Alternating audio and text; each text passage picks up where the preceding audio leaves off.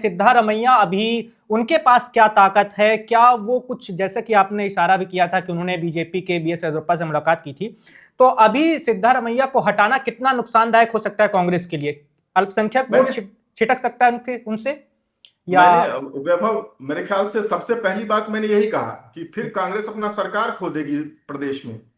कांग्रेस की सरकार नहीं रहेगी। केशव जी, लेकिन कुमार के सवाल ये भी उठ रहा है कि नहीं दिया, डीके शिव कुमार के पाले में केवल 30 विधायक हैं, केवल 30 विधायक, और सिद्धारमैया को करीब 90 विधायकों का समर्थन प्राप्त है। कर्नाटक में सरकार बनाने के लिए मेरे ख्याल से 113 विधायक चाहिए, शायद वहां पर 224 है अधिकतम सीटों की संख्या, तो उनको सरकार बनाने के लिए 113 विधायक चाहिए। 90 विधायकों का समर्थन बताया जा रहा है सिद्धारमैया के पास है।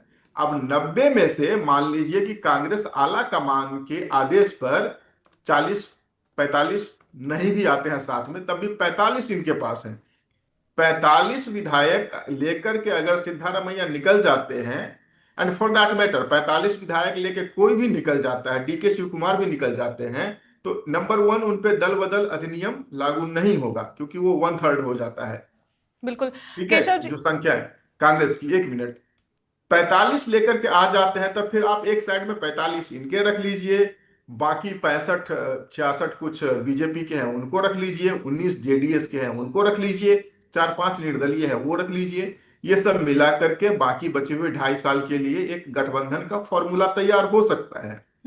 तो संभावना यही है कि डीके शिव कुमार तो पार्टी में रह सकते हैं और इतने दिनों से कंटिन्यू करते आ रहे हैं, लेकिन अगर सिद्धारमैया को छेड़ा गया तो सिद्धारमैया जरूर पार्टी तोड़ देंगे। इसमें छोटा सा सवाल है केशव जी, सिद्धारमैया उतने ज्यादा, मतलब 77 साल के हो गए हैं, वो एक उम्र उनकी बीत चुकी है, उतने ज्यादा ताकतवर अब वो अभी भी हैं इस उम्र के इस पड़ाव में भी?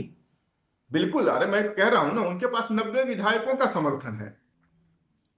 बिल्कुल तो केशव जी, बिल्कुल 90 विधायकों का समर्थन सिद्धारमैया के पास है, और लेकिन जो बाकी राज्यों की तरह जो डिसिप्लिन की कमी कांग्रेस में दिखाई पड़ती है, वो कर्नाटका में भी एक बार फिर दिख रही है, जहां पर उप मुख्यमंत्री ऐसा पोस्ट कर देता है कि अपने शब्दों पे टिके रहना चाहिए, अगर आप कुछ कहते हैं तो उसको पूरा भी करना चाहिए। पोस्ट का मतलब यही होता है डीके शिव कुमार के पोस्ट का। लेकिन केशव जी, इस कहानी को हम आगे बढ़ाएंगे, उससे पहले वैभव, मेरा सवाल आपके लिए होगा कि क्योंकि राजनीतिक हलकों में जो चहलकदमी मची हुई है उस पोस्ट को लेके, ताजा अपडेट्स क्या हैं? कुछ बयान निकल कर आ रहे हैं या किसी ने कुछ कहा हो, तो कुछ ताजा अपडेट्स भी हमारे बीच आप पेश कीजिए। देखिए, अभी जो ताजा 3 बयान आए हैं, एक तो कर्नाटक के गृह मंत्री हैं जी परमेश्वर, जैसा केशव सर ने बताया था, ये भी 2023 में मुख्यमंत्री के दावेदार थे, और अभी ये गृह मंत्री हैं। उन्होंने डीके शिव कुमार का समर्थन किया है, एक तरीके से कहा है कि वो डीके शिव कुमार को मुख्यमंत्री मानने के लिए तैयार है। हालांकि उन्होंने ये भी कहा है कि उनकी भी इच्छा है कि वो सीएम बने। इसके साथ ही खड़गे का एक बयान आया है। खड़गे ने कहा है कि सब मिल बैठकर बातचीत करेंगे, मामला सुलझा लेंगे,